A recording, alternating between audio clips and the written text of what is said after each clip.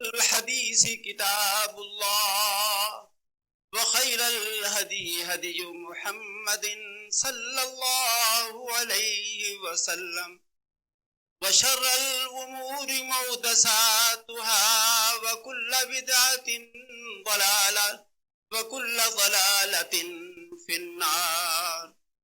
فأعوذ بالله من الشيطان الرجيم. بسم الله الرحمن الرحيم. يا أيها الذين آمنوا توبوا إلى الله توبة نصوحا عسى ربكم أن يكفر عنكم سيئاتكم ويدخلكم جنات تجري من تحتها الأنهار يوم لا يخزي الله النبي والذين آمنوا معه نورهم يسعى بين أيديهم وبأيمانهم يقولون ربنا أتمم لنا نورنا واغفر لنا إنك على كل شيء قدير. صدق اللہ. برادران محترم، سورہ التحریم کی ایک آیت کی میں نے تلاوت کی ہے. اس آیت کریمہ کا مفہوم یہ ہے: اے ایمان والو، توبو الی اللہ توبۃ نصوحا، اب کہ اپنے رب کے سامنے بہت ہی پکی توبہ کر لو. قریب ہے کہ اللہ تمہارے گناہوں کو معاف فرما دے اور تم کو ایسی جنت میں داخل کرے جس کے نیچے نہریں بہتی ہوں. فرمایا اس روز اللہ اپنے دوستوں کو پریشان اور رسوا نہیں کرے گا، اپنے نبی کو اور ان کے ساتھیوں کو بھی. فرمایا قیامت کے بعد یہ جنت کی طرف اس طرح رواں ہوں گے کہ ان کا نور ان کے آگے آگے ہوگا.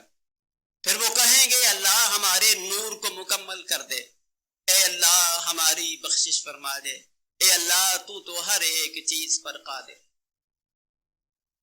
اس توبہ کے موضوع پر قرآن مجید میں کم و بیش 100 مختلف مقامات پر اس کا تذکرہ ہے. اس کی وجہ یہ ہے کہ گناہوں کی 3 قسمیں. ایک وہ لوگ، 3 طرح کے گناہ لوگ کر سکتے ہیں.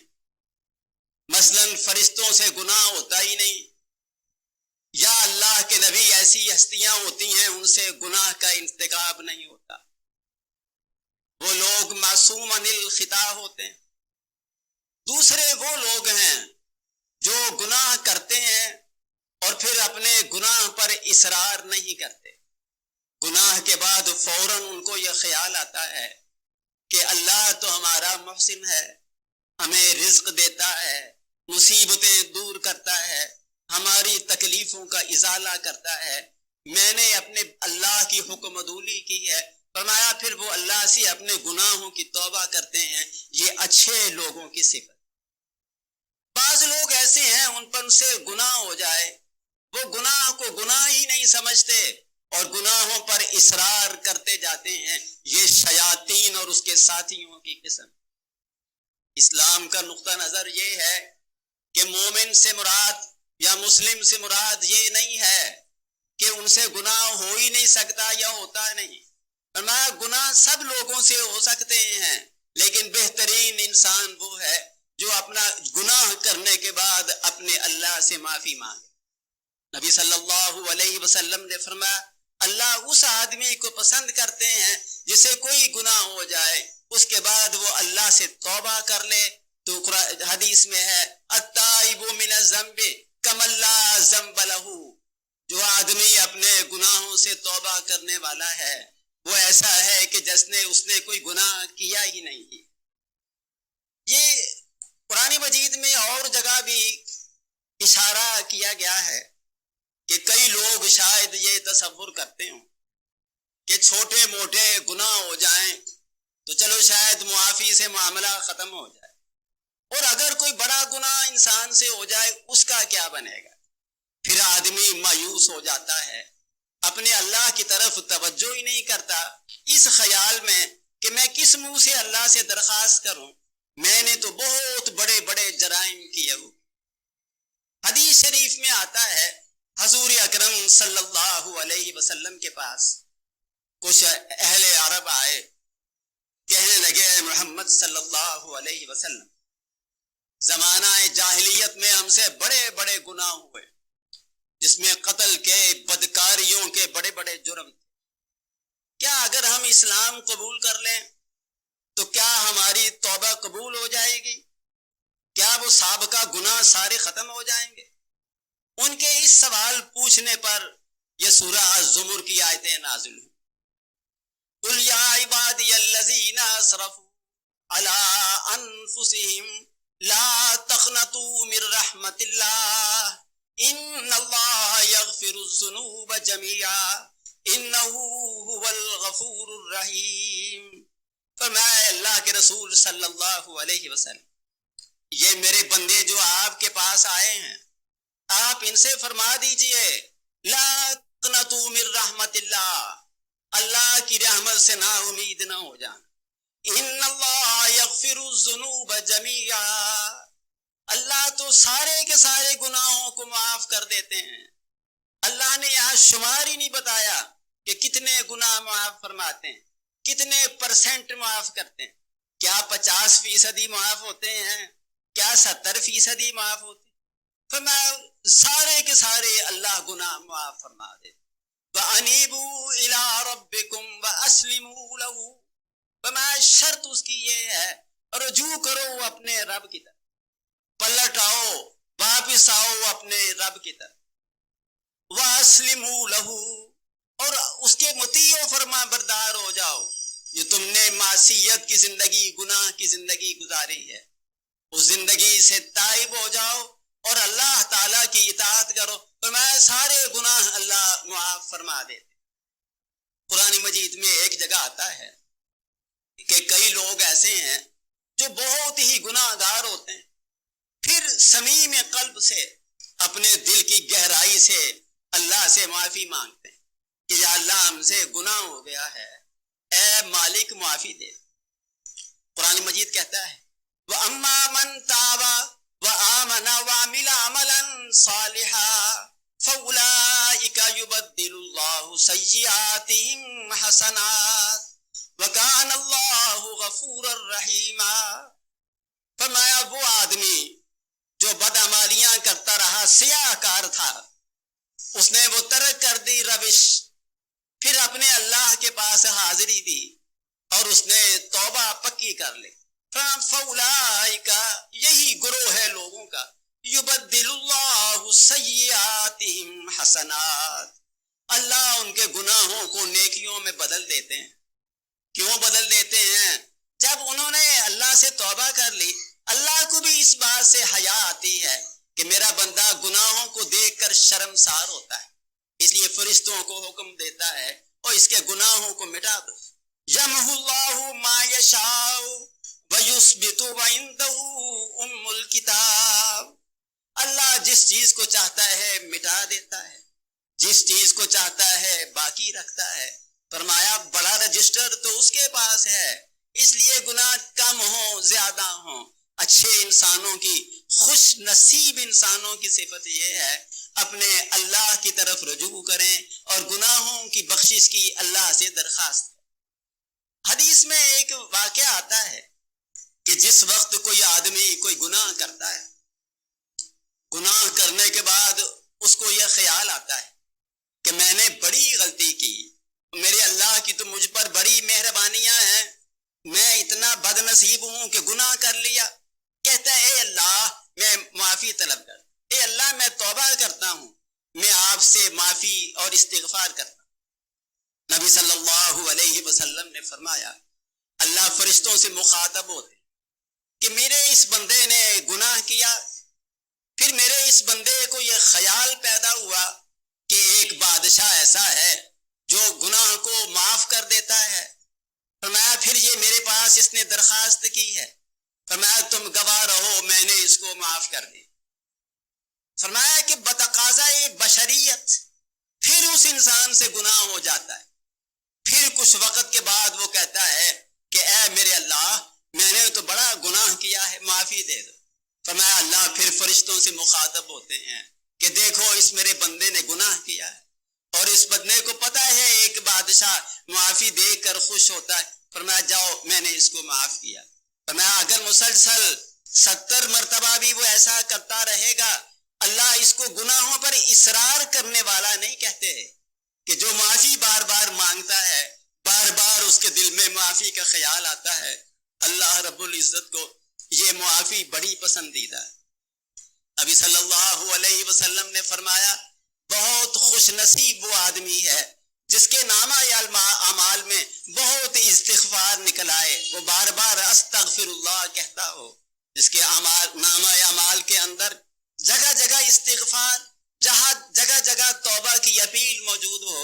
نبی صلی اللہ علیہ وسلم نے فرمایا وہ بڑا خوش نصیب آدمی ہوتا ہے۔ ایک حدیث میں آتا ہے کہ قیامت کے دن ہر انسان کے 3 دفتر پیش ہوں، ایک میں اس کے اعمال حسنہ ہوں گے، ایک میں اس کے گناہوں کی رپورٹ ہوگی، تیسرے میں اللہ کی وہ نعمتیں ہوں گی جو اللہ نے اس بندے کو عطا فرمائی ہوئی۔ اللہ اس سے پوچھے گا، کہے گا کہ یہ تیری نیکیاں ہیں، یہ تیرے گناہ ہیں، یہ میری وہ نعمتیں ہیں جس سے تو دنیا میں مستفید ہوتا رہا۔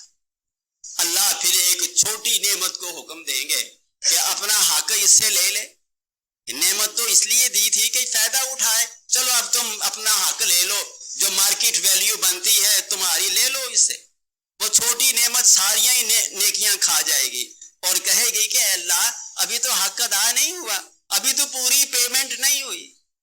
فرمایا اللہ اس آدمی سے مخاطب ہوں گے، اے میرے بندے، اور میں نے تیرے گناہ مٹا دیے ہیں، تمہاری نیکیاں بڑھا دی ہیں۔ فرمایا اللہ اس کو جنت میں بھیج دیں گے۔ یہ کن لوگوں کے تذکرے ہیں جو اپنے اللہ سے معافی مانگنے والے ہیں؟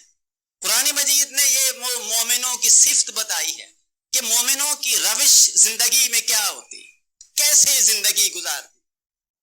فرمایا والذین اذا فعلوا فاحشة او ظلموا انفسهم ذکروا اللہ فاستغفروا لذنوبهم ومن يغفر الذنوب الا اللہ ولم يصروا على ما فعلوا وهم يعلمون۔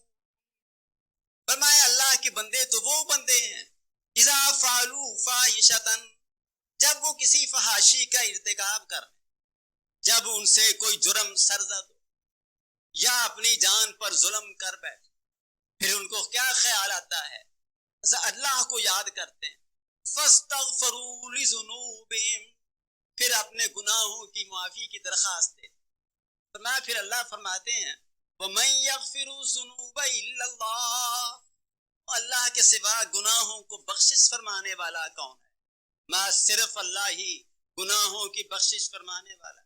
میں وَلَمْ يُصِرُّوا عَلَى مَا فَعَلُوا، اور وہ اصرار نہیں کرتے اپنے کیے ہوئے عمل پر، کہ اگر انہوں نے کوئی گناہ کیا بار بار کرتے جائیں، فرمایا پھر وہ اصرار نہیں کرتے، اور وہ جانتے بھی ہیں معافی اللہ رب العزت کی طرف سے مل جاتی۔ نبی صلی اللہ علیہ وسلم کے پاس سے ایک بہت ضعیف العمر آدمی لاٹھی ٹیکتا ہوا آیا، آ کر کہنے لگا اے اللہ کے رسول صلی اللہ علیہ وسلم، میں بہت گناہ گار، میں نے بڑے گناہ کیے، اور اگر اس بستی پر تقسیم کر دیے جائیں، ساری بستی کو لے ڈوبیں، اتنا گناہ گار، کیا میری بخشش ہو سکتی؟ نبی صلی اللہ علیہ وسلم نے فرمایا کیا تو اللہ کی توحید کا اقرار کرتا ہے کہ آسمانوں میں ایک ہی بادشاہ کی حکومت ہے؟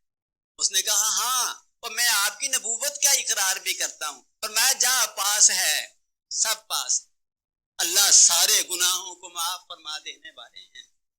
لیکن اس گناہوں کی معافی کی کچھ شرطیں حدیث میں بیان ہو کہ کیا خالی زبان سے کہتے معافی معافی، کیا اس سے معافی مل جاتی؟ حضرت علی رضی اللہ تعالیٰ عنہ مسجد میں تھے، ایک بدو آیا، ایک دیہات کا رہنے والا مسجد میں نماز پڑھی، پھر بلند آواز سے کہنے لگا استغفر اللہ استغفر اللہ استغفر اللہ، کیا کہ چل پڑا۔ حضرت علی رضی اللہ تعالیٰ عنہ نے اس کو بلایا، کہا اللہ کے بندے یہ استغفار خالی کر کے چلے ہو، یہ تو منافقین کی توبہ ہے، یہ صاحب ایمان کی توبہ نہیں۔ اس نے کہا اے علی مجھے سمجھا دو کہ اصلی پکی توبہ کیا ہوتی۔ آپ نے فرمایا اس کی شرطیں ہیں۔ پہلی شرط یہ ہے کہ وہ ندامت کا اظہار کرے، یا اللہ میں شرمندہ ہو جائے، بہت شرمندہ ہو کہ میں نے کتنی برائی کی، پھر اللہ سے درخواست کرے اے اللہ میرے گناہ معاف کر۔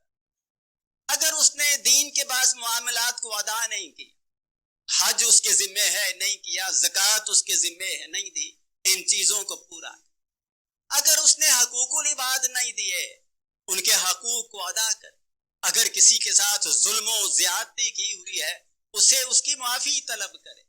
پھر اپنے نفس کو برائی میں جتنا انجوائے کرتا تھا، اب اللہ کی اطاعت میں بھی اس کو ایسا ہی سرور دلائے، جس طرح پھر فرمایا کہ کبھی اپنے دل میں زمانہ ماضی کے گناہوں کی لذت نہ حاصل کرے۔ ایک آدمی بڑا بدماش ہو، شراب و کباب کا رسیا ہو، اور پھر وہ نیک ہو جائے، توبہ شابہ کر لے، پھر زمانہ ماضی کی اس کو بہاریں یاد آئیں کہ میں یہ موجیں کرتا تھا اور وہ خوش ہو، یہ کوئی توبہ نہیں ہے۔ اس کا مطلب یہ ہے کہ اس کے دل میں ابھی صاحب عرش کا خوف نہیں پیدا ہوا، بجائے شرمندگی کے وہ لذت لے رہا ہے سابقہ گناہوں کی، یہ کوئی نہیں ہے۔ کئی دفعہ ایک انسان گناہوں کو ترک کر دیتا ہے، اس کا ترک کرنا مجبوری کی بنا پر ہوتا ہے۔ شراب پیتا ہے، ڈاکٹر نے کہا نہیں پینی، اس نے کہا میری توبہ اب نہیں پیتا۔ اللہ کی رضا کے لیے توبہ ہوتی ہے، جسمانی نقص دور کرنے کے لیے نہیں۔ اگر بدماشی کرنے کی جیب اجازت نہیں دیتی، میری توبہ میں اب اس طرف نہیں جاتا، یہ کوئی نہیں ہے۔ دل اللہ کی طرف متوجہ ہو اور وہ کہے کہ اللہ میں آپ سے ڈر کر میں توبہ کر رہا ہوں، یہ ہے وہ پکی توبہ جس کو قرآن مجید نے توبۃ نصوحا کہا ہے۔ توبۃ نصوحا کا کیا مطلب؟ نصوح کا عربی میں 2-3 معنی ہیں۔ جو شہد خالص ہے اس کو اصل ناصح کہتے ہیں کہ اس میں کوئی ملاوٹ نہیں ہے، اس لیے جو توبہ اللہ کے ہاں کرنی ہے اس میں شرک، منافقت، بدعت کوئی چیز نہیں، صاف سیدھی وہ اللہ سے توبہ کا اقرار کرنا ہے۔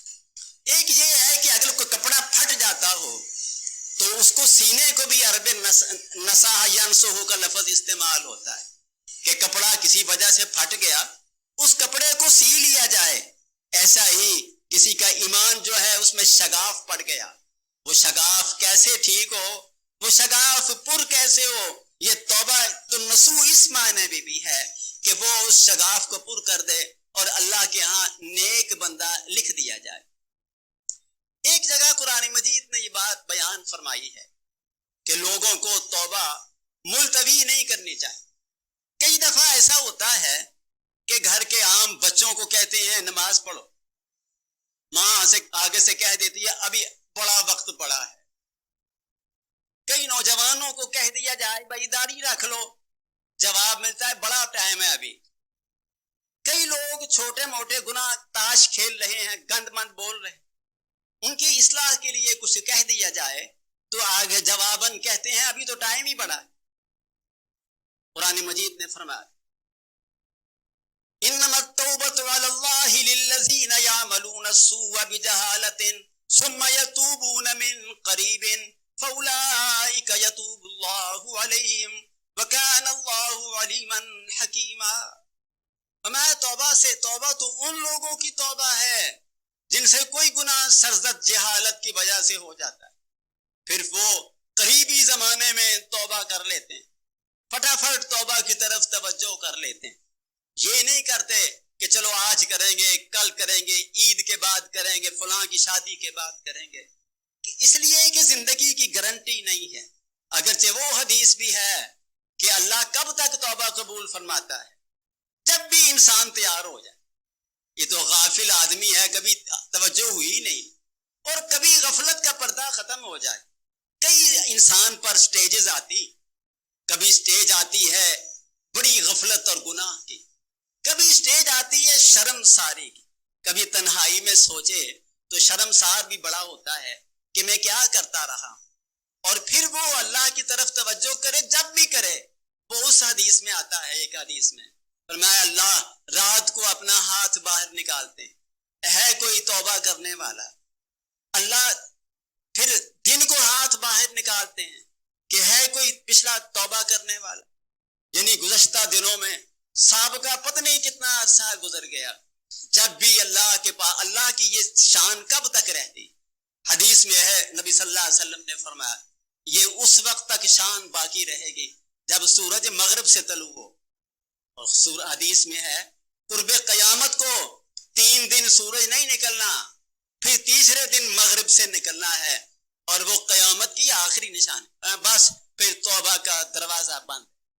نبی صلی اللہ علیہ وسلم نے فرمایا اپنی شعوری زندگی میں توبہ کر لو. جب موت کے فرشتے کو دیکھ لیا، جب وہ گھرگھرائے موت شروع ہو گیا، اس وقت کوئی توبہ قبول نہیں کی جا سکتی. اس لیے بھائی چونکہ زندگی یہ من قریب ان کا لفظ ہے، قریب ہی. تو قرآن مجید نے تو موت کو بھی قریب کہا ہے، چاہے کسی کی 100 سال کی بعد موت آنی ہو. اللہ کے ہاں یہ دن کوئی اذیت نہیں رکھتے. ایک نبی کو اللہ نے 100 سال موت دے دی تھی تیسرے سپارے میں. تو اللہ نے اس کو اٹھا کر پوچھا کم لبست، کتنا عرصہ ٹھہرے ہو؟ قال لبست یوما او بعض یوم، کہنے لگے ایک دن ٹھہرا ہوں یا دن کا کچھ حصہ ٹھہرا. یاد ہی نہ رہا کہ 100 برس بیت گیا. اس لیے فرمایا جب بھی گناہ کی یاد آئے فوراً اللہ کی طرف پلٹ جاؤ اور اپنے گناہوں کو معاف فرما دو. نبی صلی اللہ علیہ وسلم نے فرمایا جن کے گناہ معاف نہیں ہونے، قرآن مجید میں کم از کم 400-500 آیتیں ہیں، ان کے ساتھ کیا بیتے گی، قبر میں کیا بیتے گی، حشر میں کیا بیتے گی، جہنم میں کیا بیتے گی. ابھی اس زندگی میں اللہ نے مواقع دیے، اللہ نے مساجد میں آنے کی توفیق دی، اللہ نے روزے کی برکت عطا فرمائی ہوئی. اب کمی کس چیز کی ہے؟ ایک عزم اور ارادہ پکا کرنے. بڑے سے بڑا گناہ بھی لے کر آئیں تو اللہ معاف فرمائے. قرآن مجید میں آتا ہے کہ نبی صلی اللہ علیہ وسلم جب ہجرت فرمائی تھی ایسی زیادتی کبھی کسی کے ساتھ نہیں ہوئی. آپ نے فرمایا جتنا میں ستایا گیا ہوں وہ کوئی ستایا ہی نہیں گیا. بہت تکلیف اور پریشانی نبی صلی اللہ علیہ وسلم. کیا اس کا ریکارڈ آسمان پر نہیں تھا؟ ایک ایک لفظ کا ریکارڈ. جو کلمات ان کے منہ سے حضور کے خلاف نکلے وہ موجود تھے، جو اعمال حضور کے خلاف انہوں نے کیے وہ موجود.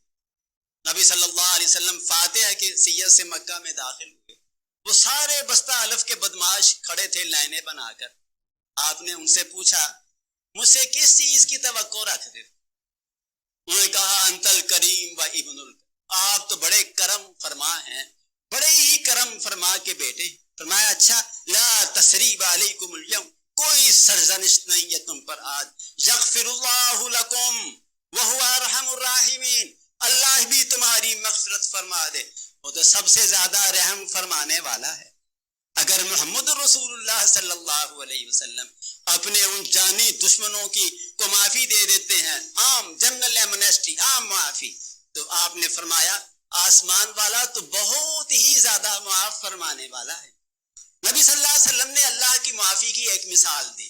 حدیث شریف میں آتا ہے جنگی قیدی مدینہ شریف میں آئے، ان میں ایک عورت بھی تھی جس کا نوزائیدہ بچہ پیچھے رہ گیا. وہ دودھ پیتا بچہ تھا.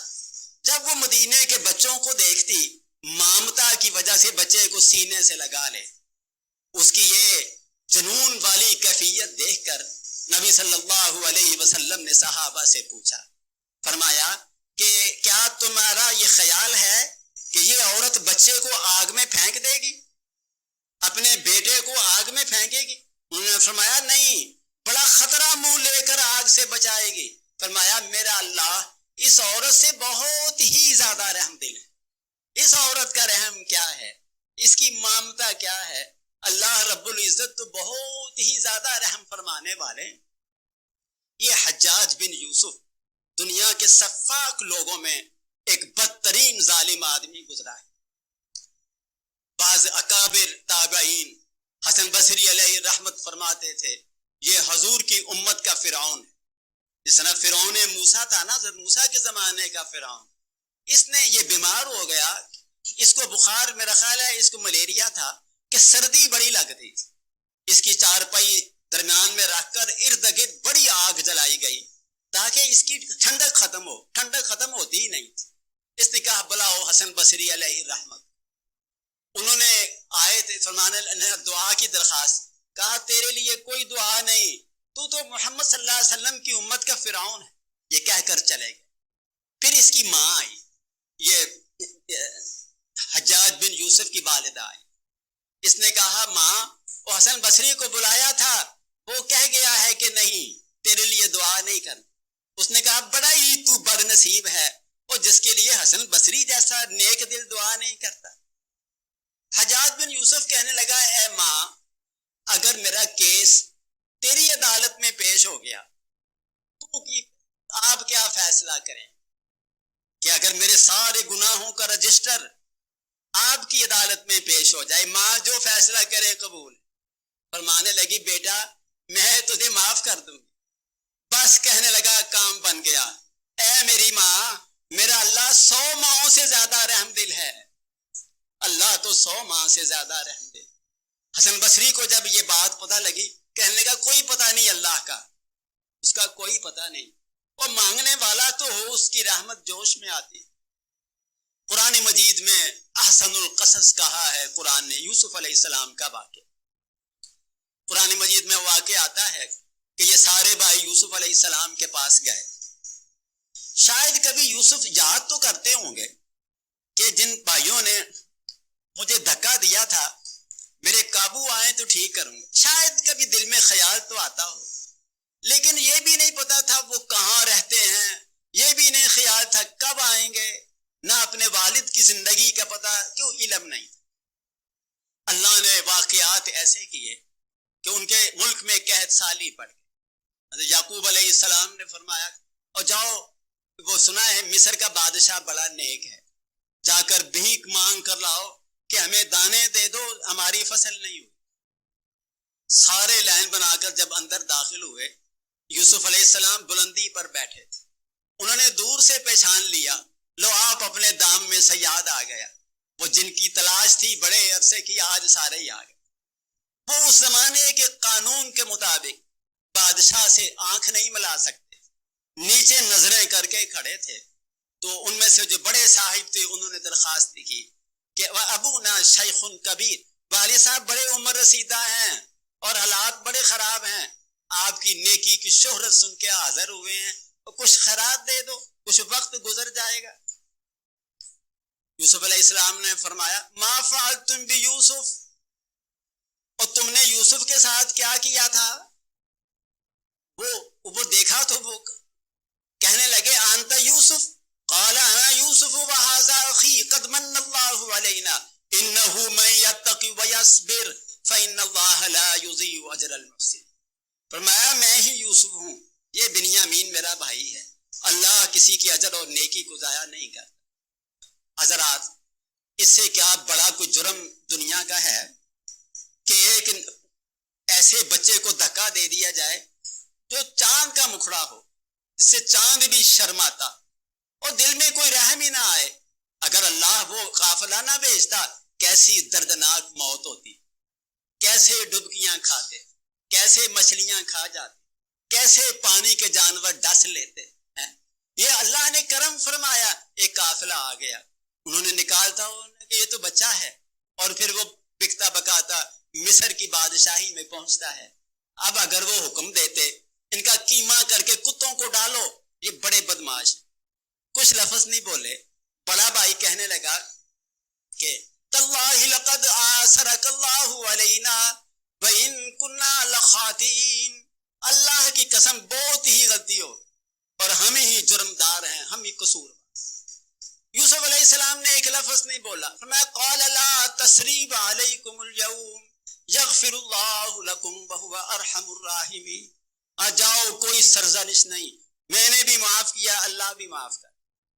پھر یہ سارے بھائی اکٹھے ہو کر اپنے والد کے پاس گئے، حضرت یعقوب علیہ السلام، وہ یوسف کی یاد میں جن کی بینائی جاتی رہے، وہ اتنا زمانہ بیت گیا اس کے غم میں، کتنا انہوں نے کہا اب تو راز فاش ہو ہی جانا ہے، چلو والد سے درخواست کرتے ہیں۔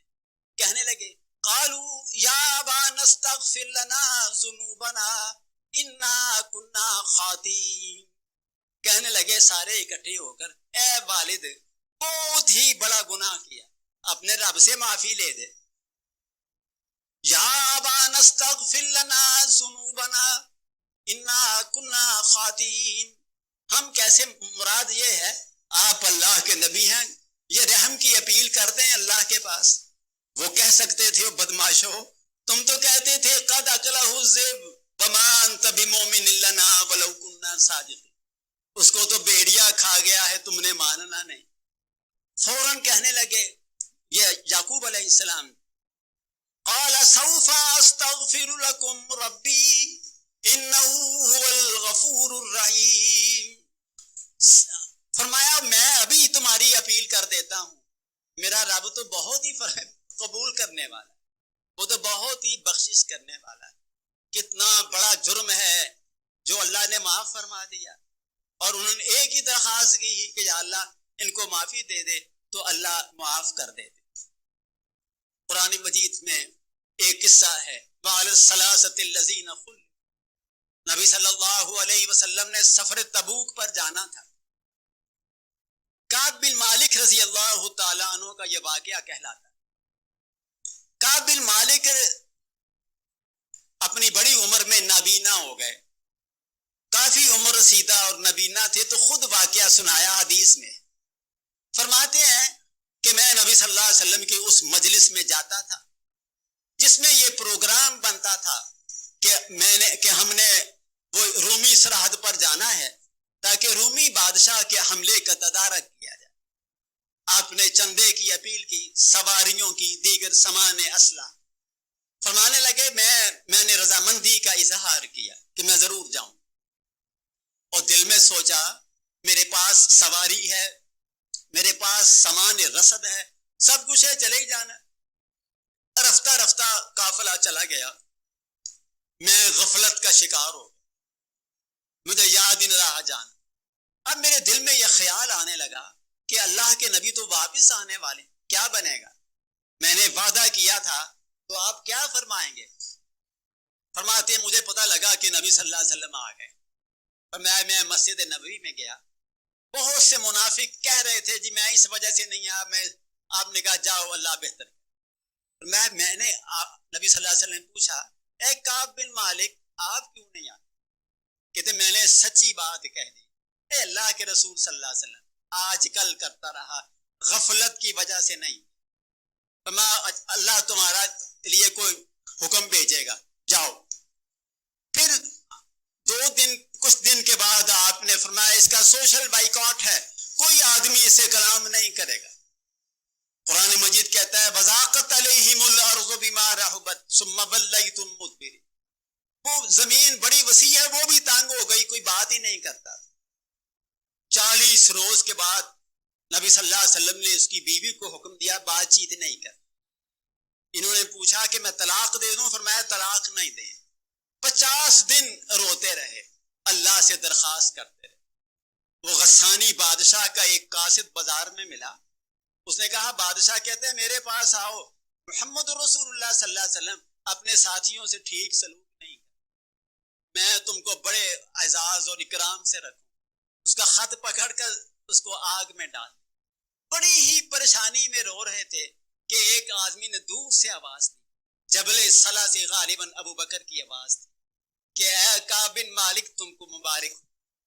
یہ آیتیں جب نازل ہوئیں صحابہ کے چہرے بدل گئے کہ ایک ساتھی کو معافی مل گئی۔ ان کو پتا تھا کہ اگر معافی نہ ملے تو اللہ کے ہاں انجام کیا ہونا ہے۔ ان کو بھی پتا تھا اگر میں معاف نہ کیا گیا تو میں نے آگ کا کوئلہ بن جانا ہے۔ جب معافی ملی اتنی خوشی سے گھر میں مبارک دینے والوں کا تانتا بن گیا کہ قرآن مجید میں کافی لمبا تذکرہ ہے ان 3 آدمیوں کا، وہ جو جن میں ایک کعب بن مالک رضی اللہ تعالیٰ۔ حضرات یہ اللہ سے گناہوں کی معافی مل جانا بڑی خوش نصیبی کی بات ہے، بہت ہی سعادت مند ہے جس کے دل میں یہ خیال پیدا ہو کہ میں اپنے اللہ سے رجوع کروں. فرمایا جو اللہ کی طرف رجوع کرتا ہے فرمایا ایک قدم چل کے آتا ہے خدا دو قدم چل کے. نبی صلی اللہ علیہ وسلم نے فرمایا بنی آدم تو زمین و آسمان بھر کر گناہوں سے لے کر آ، میں زمین و آسمان بھر کر بخشش لے کر آؤں. کوئی مانگنے والا تو اللہ ہم سب کو توفیق دے کہ ہم اللہ سے توبۃ نصوح کریں جس کے بعد دوبارہ گناہ کا ارتکاب نہ ہو. ہم وہ زندگی گزاریں جو اللہ کی فرما برداری کی زندگی ہے. وآخر دعوانا الحمدللہ.